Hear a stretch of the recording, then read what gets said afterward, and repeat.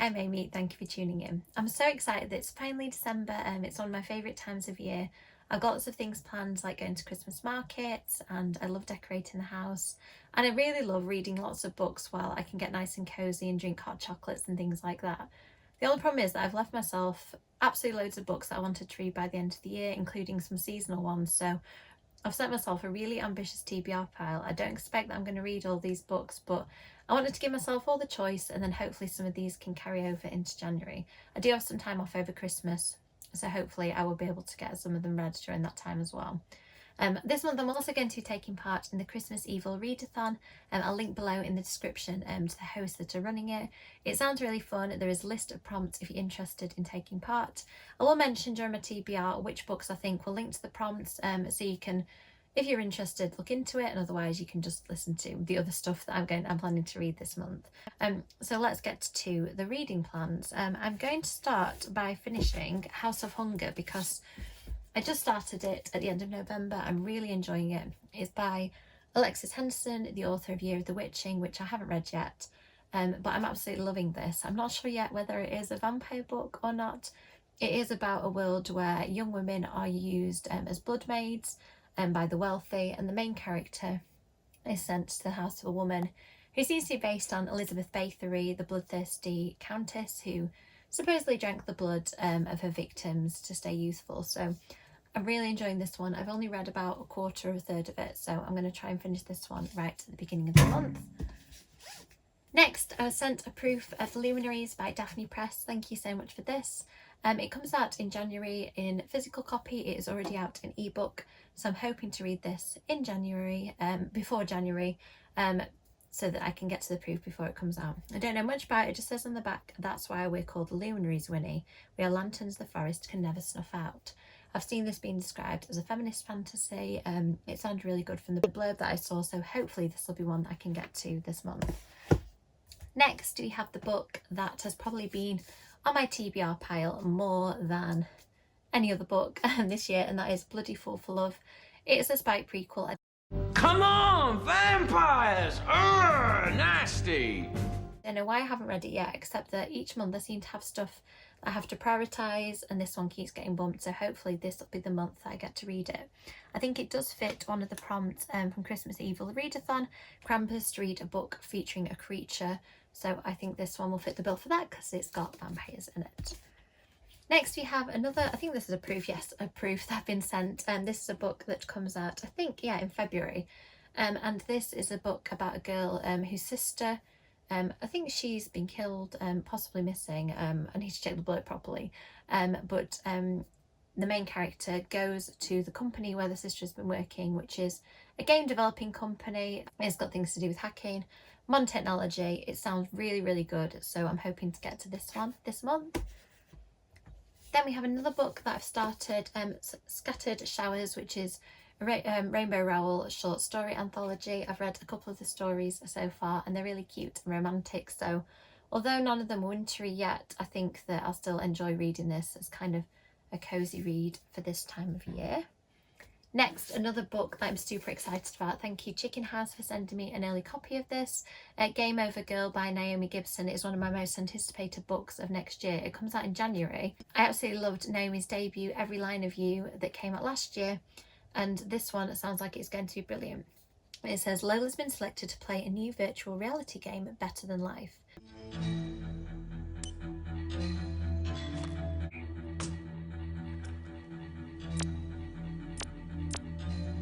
In her game, she's loved, beautiful, can do whatever she wants, but she quickly breaks the one rule not to recreate people or places from real life. She recreates her house and the boys she fancies. Soon she's skipping school to play. But Lola has secrets, dark ones that begin to surface inside her game. And the more she tries to fix her problems, the more she overlooks a much bigger threat. This is the book in 3 words, dark psychological thriller. Yes, all of those things. That sounds great to me. I think that fits the gifted book prompt for the readathon, because it's been gifted to me by a publisher, so I'll go with that.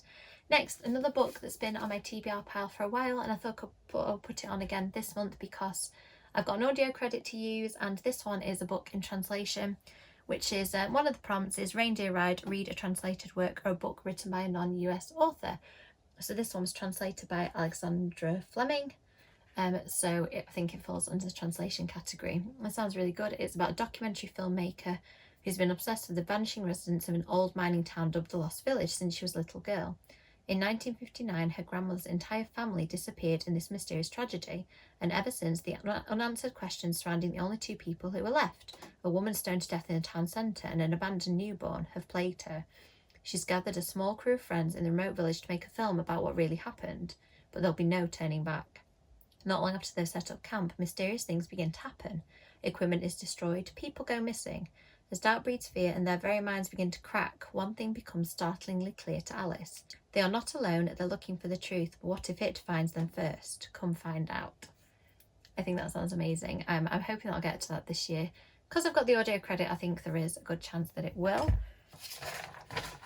Next up, we have Voices in the Snow. I've been really into Darcy Coates books this year. I've managed to read a couple. This one somebody recommended to me because it is a wintry book, so I thought I'd add it to my TBR for this month. I'll read the blurb to you. It's quite long, but it sounds really good. Claire remembers the cold. She remembers abandoned cars and children's toys littered across the road.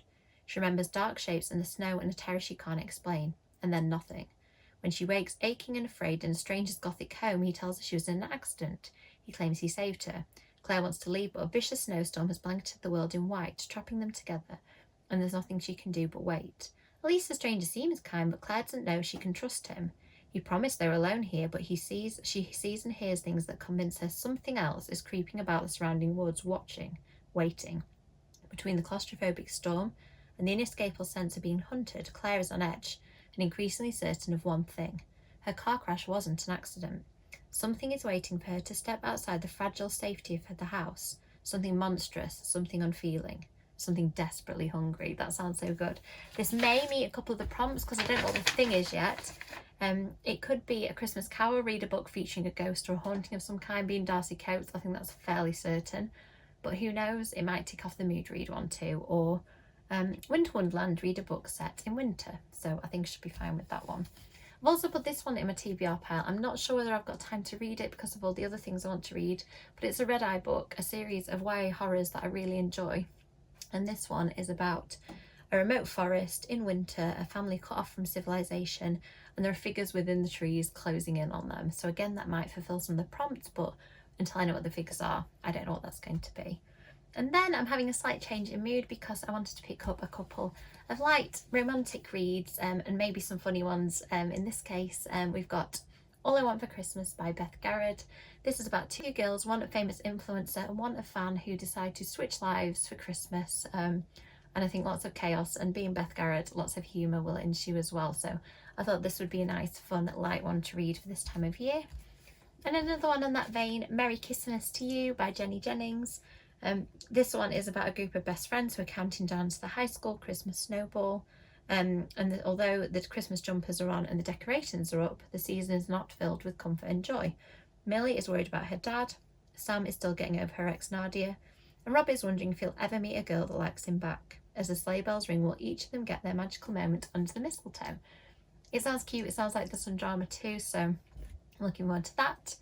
Next up, we have My True Love Gave to Me. This one I did read a couple of years ago on ebook. I found this one secondhand and thought it'd be nice to reread the hardcover. It's an anthology with some really great authors in, like Holly Black, Ali Carter, Dave Leviathan, Rainbow Rowell, Laini Taylor, Kirsten White, loads of other people. I think that most of them are contemporary stories. They're described as 12 winter romances, so this should be a good pick too. Next up, we have another one that meets a prompt, which is Santa's Little Helper, read a middle grade book, The Very Merry Murder Club. This one is edited by Serena Patel and Robin Stevens, who are two really popular middle grade authors, and it features loads of authors like Abiola Bello, Annabelle Sammy, Benjamin Dean, Dominic Valent, E.L. Norrie, Elma Nicol, J.T. Williams, Maisie Chan and Nisrana Farouk, Patrice Lawrence, Rupa Faruqi, Serena Patel and Shana Jackson. It sounds really good. I don't know whether all the stories are themed around murder. It says join the Frosty Foul play, catnapping and crazy heists, suspicious Santas and Scrabble games, frost fairs and fancy dress. Join the Very Merry Murder Club and put your detective skills to the test with these fiendishly fun and festive mysteries. That sounds so good. And the Waterstones special edition is absolutely beautiful. So I'm looking forward to reading that one. Next up we have an adult novel called The Christmas Murder Game. I think I put this one on my TBR before. I may have just hauled it recently. I've definitely mentioned it in our video.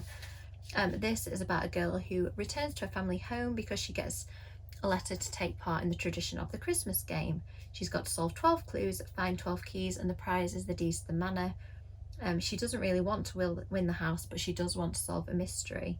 So she goes home and I'm paraphrasing it because it's quite a long blurb, but it becomes clear that everybody in her family has reasons for wanting to win the house and they're not playing fair. So it sounds to me a little bit like an adult murder version of the Inheritance games, which I really liked, by Jennifer Lynn Barnes.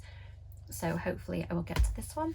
And finally, a book that I pre-ordered, got last year and didn't get a chance to read, The Haunting Season, which are ghostly tales for long winter nights. I'm really feeling anthologies at the moment, so I hope I'll get to this one. This features 8 award-winning authors. I'm going to read their names. Natasha Pulley, Imogen Hermes Goa, I'm sorry if I pronounced that wrong, Elizabeth McNeil, Bridget Collins, Laura Purcell, Kieran Millward Hargrave, Jess Kidd, and Andrew Michael Hurley. So this sounds really good. I've heard great things about this book, so hopefully I'll get a chance. I really want to read all of the things on this pile. I don't think I'll be able to, but as I mentioned, I'll just carry them over to January. So that is it for the books that I'm planning to read this month. Hopefully I'll get to as many of them as I can because so many of them sound so good. But if I don't, obviously, like I mentioned, I can carry them over into January. I can't believe it is nearly 2023. This year seems to have gone by really fast.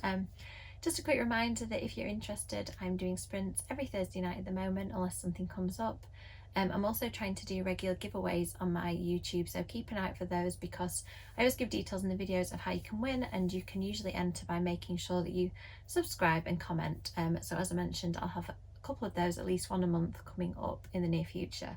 So last thing I'll say is if you are taking part in the readathon, make sure that you let me know in the comments what you're planning to read, and also let me know if any of the books interest you that I've talked about, or if you've got any recommendations for me for the winter season. You've seen how big my TBR is, but I'm always willing to buy more books that will have me feeling either really festive or really wintry. Thank you for watching. As always, likes and subscribes are really appreciated, and I will see you in the next video. Thank you.